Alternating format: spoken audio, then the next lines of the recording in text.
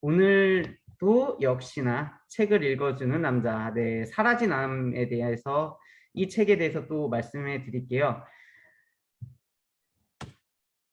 첫 번째, 이번의 주제는 경계 대상 1호 지방. 네, 요즘 지방과 살과의 전쟁이죠. 네, 이 챕터에서도 경계 대상 1호라고 지정할 정도로 이 지방 어떤 내용일지 한번 먼저 읽어보도록 하겠습니다. 숯불에 구워 먹는 삼겹살. 우리나라 사람들이 가장 좋아하는 음식이다.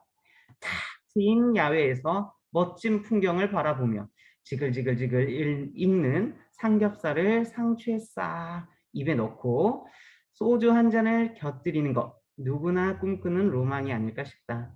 나도 그 로망을 쫓았다. 고향으로 내려온 뒤로는 주례 행사처럼 즐겼다. 시골 생활이 낙이 바로 이런 것이 아니냐. 주말마다 숯불을 피우고 삼겹살을 구웠다. 그 다음 문제가 있었다. 그렇게 먹고 마신 것을 설거지할 때면 평소보다 몇 배나 힘이 들었다. 덕지덕지 눌러붙은 기름 때문이었다. 고기를 구울 때 나온 포화 지방이 팬과 그릇에 눌러붙어 미끈거리기만 할 뿐 잘 닦이지 않았다. 뜨거운 물에 세제를 풀어 몇 번이고 문질러야 겨우 닦였다. 문제는 또 있었다. 힘들게 닦아낸 기름 찌꺼기가 수채구멍에 들러붙는 것이었다.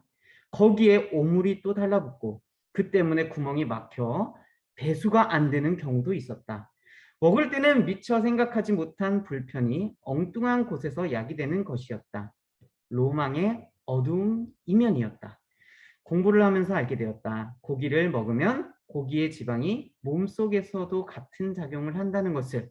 수채구멍에 들러붙어 배수를 방해하듯 혈관벽에 달라붙어 혈류를 방해한다는 사실을. 그러자 온몸에 소름이 돋았다. 그동안 내가 로망으로 즐기던 삼겹살, 구수하고 감치는 맛의 그 삼겹살 구이가 내 몸을 망친 독이었다는 사실을. 나는 경악을 금치 못했다. 전문가들의 설명을 찾아보니 더 정확히 이해가 되었다. 콜드웰 에셀스틴 박사의 지방이 범인. 이 책에 따르면 우리가 먹는 기름, 특히 동물성 기름은 혈관을 통해 이동하는 과정에서 그 특유의 점성으로 인해 혈관벽에 달라붙는다. 섭취량이 적당하고 섬유질을 함께 먹으면 씻겨 나가지만 그러지 않으면 축적이 되고 굳어진다. 그것을 플라크라고 한다. 플라크가 커지고 많아지면 혈류의 지장이 초래되고 그로 인해 혈압이 높아지는 등 각종 질환이 발생한다. 고혈당도 그런 질환 중 하나다. 혈액으로 유입된 당분은 세포로 전달되어야 한다. 그래야 그 당을 원료로 세포가 정상적인 활동을 할 수 있다. 하지만 혈액 속에 지방이 너무 많으면 당분이 혈액에 빠져나가지 못한다. 소화된 당분은 계속 혈액으로 들어가는데 빠져나가지 못하니 혈당이 증가할 수밖에 없다. 과다한 지방은 세포에도 악영향을 미친다. 세포막은 대부분 지방으로 되어 있다.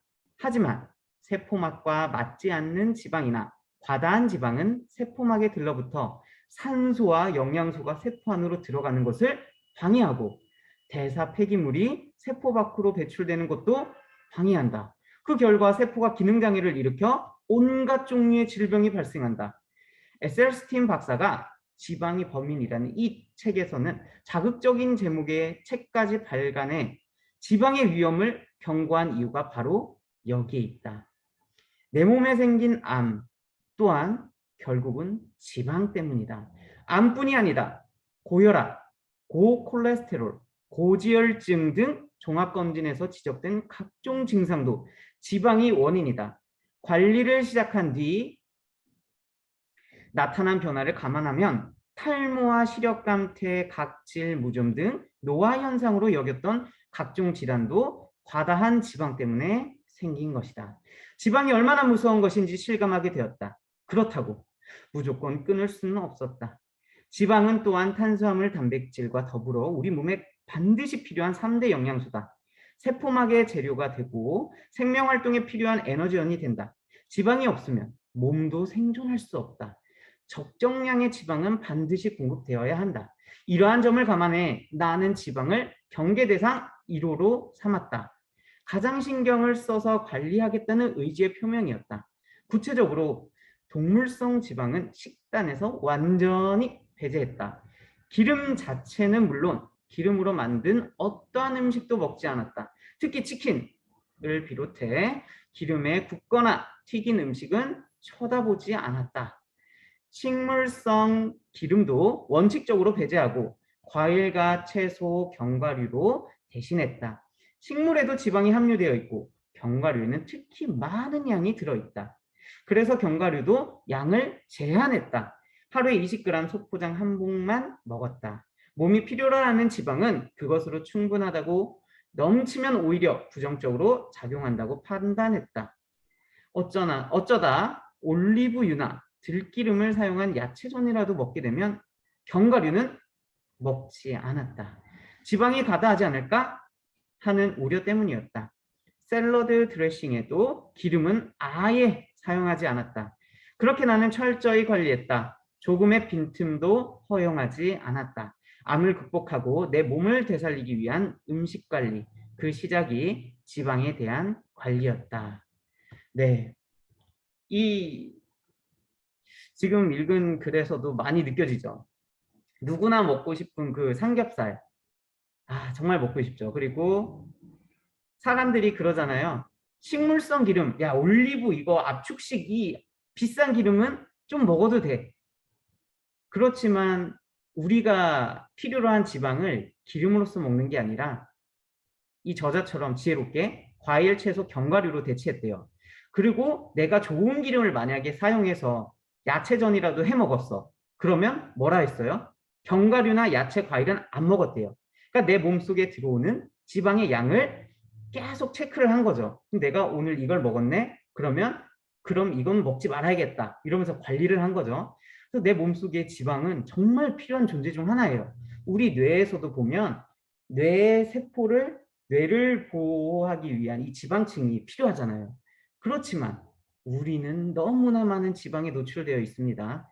그리고 썬라이드 음식에도 지방이 절대 없는 거 아닌 거 아시죠? 다 들어있어요. 그렇기 때문에 내가 지방을 위해, 이거는 좀 변명인 것 같아요. 먹고 싶어서 먹는 거지. 그래서 기름에 관련된 거, 고기라든지 이런 걸 먹었을 때는 어떻게 해야 하라 했어요?